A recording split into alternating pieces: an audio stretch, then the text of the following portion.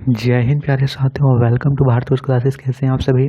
आशा करता हूँ आप सभी अच्छे होंगे, स्वस्थ होंगे, एक शानदार तरीके से अपनी पढ़ाई को कर रहे होंगे। तो चलिए इसी शानदार तरीके से आज हम लोग करने वाले 6.3 कक्षा 8वीं गणित। देखिए, हम सभी ने प्रश्न संख्या 4 को अपने पिछले वीडियो में किया था, तो इसमें करेंगे प्रश्न संख्या 5। प्रश्न संख्या 5 दे रखा है कि निम्नलिखित संख्याओं में से प्रत्येक के लिए वह सबसे छोटी पूर्ण संख्या ज्ञात कीजिए जिसे इस संख्या को गुणा करने पर यह एक पूर्ण वर्ग संख्या बन जाए। इस पूर्ण वर्ग संख्या का वर्गमूल भी ज्ञात कीजिए। देखिए, प्रश्न बहुत सिंपल है। पहले आप प्रश्न को समझिए कि प्रश्न कहता क्या है। हमें पहली संख्या दे रखी है कि 252। तो 252 जो है किसी भी संख्या का वर्गमूल नहीं होता है। देखिए, मैंने यहाँ से लिखा हुआ है, जैसे 4, 9, ये संख्याएं वर्गमूल है। आखिर एकदम आराम से समझ कि वर्गमूल होता क्या है। यहाँ पे दे रखा है कि 4 का वर्गमूल 2 होता है। यानी अब 4 को कैसे लिख सकते हो? यदि आप 4 को यहाँ पे लिखना चाहो तो यहाँ से रूट में 2 गुने 2 लिख सकते हो, है ना। और यहाँ से 2 एक जोड़ा मिल गया तो यहाँ से 1 2 बाहर निकालते हो। यानी जब भी जोड़ा मिल जाता है तो उसमें से एक हम लोग बाहर निकालते हैं। 9 को हम लोग 3 गुने 3 लिख सकते हैं। तो 3 और 3 एक जोड़ा मिल गया तो इसमें से एक 3 बाहर निकल गया। 16 को हम लोग 4 गुने 4 लिख सकते हैं, तो यहाँ से एक 4 बाहर निकल गया। इसी प्रकार मैंने यहाँ तक 20, मैंने यहाँ पे 4 यहाँ तक लिखा है कुछ वर्ग। लेकिन आप लोग यहाँ पे देखो 252, तो यहाँ पे 225 है, 256 है, 252 तो है नहीं। अर्थात यह संख्या हमें पूर्ण संख्या से गुना करना, और सबसे छोटी पूर्ण संख्या, पहले आप लोग समझिए पूर्ण संख्या क्या होती है। पूर्ण संख्या जो शून्य से प्रारंभ हो, जैसे 0 1 2 3 4 चलते जाए, तो उसे बोलेंगे पूर्ण संख्या। अब हमें सबसे पहले दे रखा पूर्ण सबसे छोटी संख्या, सबसे छोटी पूर्ण संख्या तो शून्य होती है। क्या इससे गुना करेंगे 252 हो जाए? तो इससे गुना करेंगे शून्य हो जाएगा। शून्य किसी भी संख्या का वर्गमूल शून्य नहीं होता है, तो ये तो होगा नहीं। क्या 1 से गुना करने पर होगा? 1 से गुना करने पर 252 होगा? नहीं। तो इस तरह हम लोग कैसे, तो देखिए हम क्या करते हैं, इसका गुणनखंड ज्ञात कर लेंगे। 252 का यहाँ से हम गुणनखंड ज्ञात कर लेंगे। 252 का गुणनखंड ज्ञात कर लेंगे और वहाँ से जिसका जिसका जोड़ा मिलेगा और वहाँ से हमें पता चलेगा कि इसे क्या गुना करना है। देखिए 252 का यहाँ पे हम गुणनखंड करते हैं, ठीक है। तो यहाँ से लिखते हैं 252 गुणनखंड करते हैं। तो देखिए पहले इसे 2 से भागा करते हैं, 2 का पहाड़ा से, ठीक है। 2 एकम 2, 2 दूनी 4, 2 छक 12। फिर से यहाँ से 2 कर देते हैं, 2 छक 12, 2 तिया 6। अब अंतिम अंक 3 है। 3 एक विषम संख्या है तो 2 से नहीं जाएगा, 3 से देंगे। 3 दूनी 6 और 3 एकम 3, ठीक है। और फिर से यहाँ 21 आ गया तो फिर से 3 देंगे, 3 सत्ती 21। अब आप लोग देखिए यहाँ पे 2 के भी 2 जो एक जोड़ा बन गया, 2 और 2, एक यहाँ से 2 निकल जाएगा। यहाँ से 3 और 3 एक जोड़ा बन गया तो 3 निकल जाएगा। लेकिन यहाँ पे 7 तो एक ही बन रहा है। यदि हमें एक और 7 कहीं से मिल जाए तो 7 के भी जोड़ा बन जाएगा। अर्थात इस संख्या में 7 की कमी है। अर्थात इस संख्या के गुणनखंड में एक और 7 आ जाए तो यह संख्या इस संख्या का गुणनखंड में पूर्ण हो जाएगा और वहाँ से 2 7 निकल जाएगा। तो यहाँ से क्या होगा कि 252 को कैसे गुना करेंगे? 7 से गुना करने पर, ठीक है। 7 से गुना करने पर अब हमें क्या क्या इसका गुणनखंड प्राप्त हुआ था? देखिए इसका हमें गुणनखंड प्राप्त हुआ था 2 गुने 2 गुने 3 गुने 3, है ना। 252 का हम लोग गुणनखंड किए थे, प्राप्त हुआ था 2 गुने 2 गुने 3 गुने 3,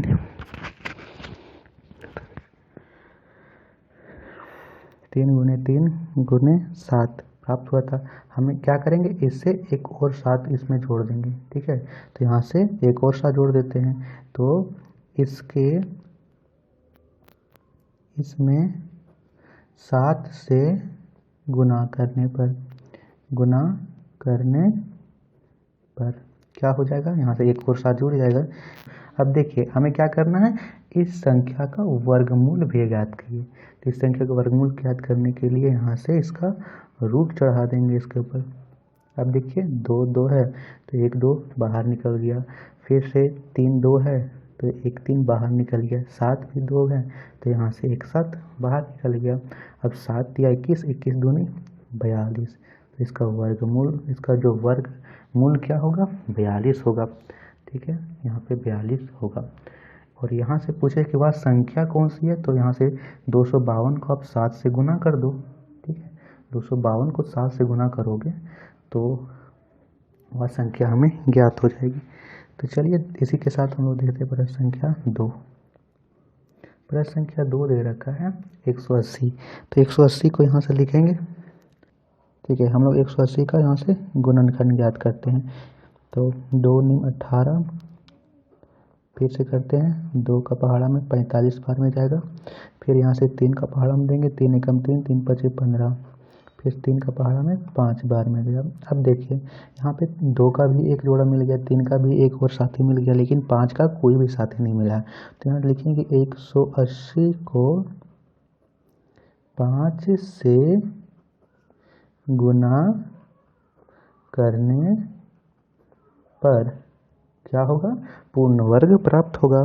तो यहाँ से लिखेंगे 180, इसका गुणनखंड क्या आया था, 2 गुने 3 गुने 3 गुने 5।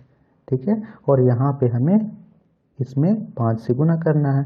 तो यहाँ रूट में हम लोग लिखेंगे 2 गुने 3 गुने 3 गुने, तो लिख देंगे तो 2 गुने 3 गुने 5, तो 5 ये 15, 15 दूनी 30। ठीक है, तो चलिए अब हम देखते हैं प्रश्न संख्या 3, 1008। तो हमें 1008 का पहले वर्ग गुणनखंड करना है। तो 1008 लिखेंगे, उसका गुणनखंड ज्ञात करेंगे। 2 का पहाड़ा से यह चल जाएगा, अंतिम अंक 8 है, 2 पचे 10, 0 2 चौके 8। फिर देते हैं 2 का पहाड़ा से, 2 दूनी 4, 2 पचे 10, 2 दूनी 4। फिर अंतिम अंक 2 है तो 2 एकम 2, 2 दूनी 4, 2 छक 12। फिर से जाएगा 2 छक 12 और 2 तिया 6। फिर अंतिम अंक 3 है तो 3 से देते हैं, 3 दूनी 6, 3 एकम 3। फिर से 3 7 21, कितना हो गया, यहाँ पे अंतिम अंक यहाँ पे आया है 7। अब यानी कि हमें यहाँ पे 7 का जोड़ा नहीं मिलेगा। देखिए 2 का भी जोड़ा मिल गया, 1 2 एक जोड़ा बन गया, 1 2 यहाँ से एक जोड़ा बन गया, 1 2 यह जोड़ा बन गया, 1 2 3 का भी जोड़ा बन गया, लेकिन 7 का कोई भी जोड़ा नहीं बना। यानी हमें 1008 को 7 से गुना करना पड़ेगा। तो लिखेंगे 1008 को 7 से गुना करने पर, ठीक है, तो 1008 का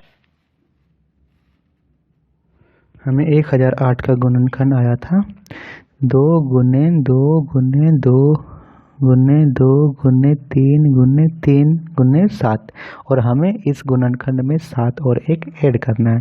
तो यहाँ से लिख लेंगे कि 2 गुने 2 गुने 2 गुने 2 गुने 3 गुने 3 गुने 7 गुने 7। ठीक है, अब देखिए क्या क्या निकल रहा है, यहाँ से 2 2 एक जोड़ा बना तो 1 2 निकल गया, फिर से 2 2 एक जोड़ा बना तो 1 2 निकल गया, 3 3 एक जोड़ा बना तो 3 निकल गया, 7 7 एक जोड़ा बना तो 7 निकल गया। अब इन सब की गुना कर देंगे, यहाँ से 7 या 21, 21 दूनी 42, 42 दूनी 84। तो अंतिम में इसका जो वर्गमूल आएगा वो क्या आएगा, 1008 को आप 7 से गुना करोगे तो जो संख्या बनेगी उसका वर्गमूल 84 होगा। ठीक है बच्चों, तो चलिए अब हम लोग देखते हैं प्रश्न संख्या 4 दे रखा है 2028। तो पहले 2028 का गुणनखंड करेंगे, जिसका जोड़ा मिलेगा वो संख्या इसका गुणनखंड होगी, और जिसका जोड़ा नहीं होगा, नहीं मिलेगा, उसी संख्या से इसे गुना करना होगा। 2 एकम 2 0, 2 एकम 2, 2 चौके 8, 2 पचे 10, 0 2 सती 14। अब देखिए यहाँ पे अंतिम अंक 7 है तो 2 से हो जाएगा नहीं। ठीक है, तो देखिए 3 का पहाड़ा में जाएगा, 3 का पहाड़ा में यह संख्या लगा होगा 3 एकम 3, 3 छक 18, 3 नम 27। ठीक है, 169 आया। 169 किसका पहाड़ा में होता है? 13 का पहाड़ा में। 13 को 13 से गुना कर दो, यानी देखिए यहाँ से जोड़ा मिल गया, 2 का भी जोड़ा मिल गया, लेकिन 3 का जोड़ा नहीं मिला, यानी 2028 को 3 से गुना करना होगा। गुना करने पर, ठीक है, यहाँ से कर लेंगे तो 2028 का वर्गमूल हमें 2028 का गुणनखंड हमें क्या प्राप्त हुआ है? 2 गुने 2 गुने 3 गुने 13 गुने 13। इसमें हमें क्या गुना करना है? 3। तो इसमें हम लोग अंडर रूट करके क्या लिखेंगे? 2 गुने 2 गुने 3 गुने 13 गुने 13 गुने 3। हमें 3 ही ऐड करना है क्योंकि इस संख्या से हमें 3 से गुना करना था। तो यहाँ से 2 2 1 को निकल गया, 3 और 3 2 मिल गया, तो यहाँ से 3 निकल गया, 13 और 13 एक मिल गया तो 13 निकल गया। 13 3 39, देखो 3 दूनी 6 और 13 छक 78, इसका वर्गमूल 78 होगा। प्रश्न संख्या 5 दे रखा है 1458। तो 1458 का यहाँ से गुणनखंड करेंगे। 1458 गुणनखंड करते हैं इसका, 2 सती 14, 2 दूनी 4, 2 निम 18। फिर से करेंगे, यहाँ पे अंतिम अंक 9 है तो 3 से जाएगा, 3 दूनी 6 और 3 चौक 12, 3 तिया 9, 4 3 7 2 9, 3 से चला जाएगा, 3 8 24, 3 एकम 3, 3 दूनी 6, 3 7 21, 3 9 27, 3 तिया 9। अब देखते हैं किसके किसका जोड़ा बन गया। 3 3 3 3, एक ये 3 का 3 एक जोड़ा बन गया, 3 3 एक जोड़ा बन गया, 3 और 3 एक जोड़ा बन गया। देखिए 3 और 3 यहाँ से एक जोड़ा बन गया, 3 और 3 यहाँ से एक जोड़ा बन गया, लेकिन 3 और 3 यहाँ से 3 जोड़ा बन गया, लेकिन 2 का तो कोई भी साथी नहीं मिला, अर्थात 2 का जोड़ा नहीं बनेगा। तो 1458 को 2 से गुना करना होगा और वह सबसे छोटी पूर्ण संख्या 2 ही होगी। 2 से गुना करने पर, ठीक है, तो यहाँ से लिख लेंगे